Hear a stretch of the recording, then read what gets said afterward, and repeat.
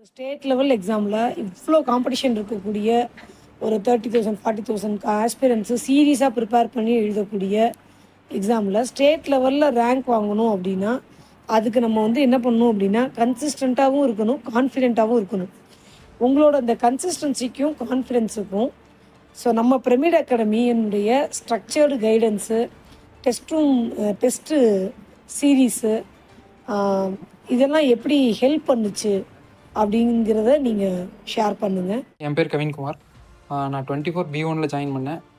First of all sir, ma'am and இன்ஸ்டியூட்க்கு ரொம்ப thank பண்ணிக்கிறேன். ஜாயின் பண்ணும்போது ரொம்ப லேட்டாக ஜாயின் பண்ணிட்டோம். அதுவும் இல்லாமல் எங்களுக்கு சீக்கிரமாகவே எக்ஸாம் வந்துருச்சு. சீக்கிரமாக எக்ஸாம் வந்ததுனால ஒரு 2 or 3 சப்ஜெக்ட்ஸ் கவர் பண்ண முடியல. இது கவர் பண்ண முடியாதனால எங்களுக்கு முன்னாடியே ஆர்சிசி அண்ட் ஸ்டீல்லாம் ஐடியா கிளாஸ் போட்டதுனால ரொம்ப ஹெல்ப்ஃபுல்லாக இருந்துச்சு மேம். நீங்கள் கொடுக்குற மோட்டிவேஷன்ஸ் அண்ட் கொடுக்குற டெஸ்ட் பேட்சஸ் எல்லாமே ரொம்ப ஹெல்ப்ஃபுல்லாக இருந்துச்சு.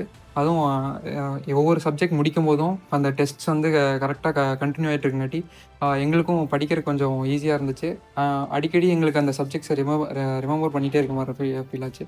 அண்டு எப்போயுமே கிளாஸுக்கு வரும்போது ஒரு மோட்டிவேஷனோட ஒரு பாசிட்டிவ் எனர்ஜியோடையும் நீங்கள் 2 பேரும் கிளாஸ் எடுப்பீங்க. அண்ட் எவ்ரி ஸ்டாஃப்ஸ் அந்த பாசிட்டிவ் எனர்ஜி கொடுக்கும்போது நாங்கள் டைவர்ட் ஆகியிருந்தாலும் திரும்ப அது எங்களுக்கு ரூட்டுக்கே வரக்கு ரொம்ப ஹெல்ப்ஃபுல்லாக இருந்துச்சு.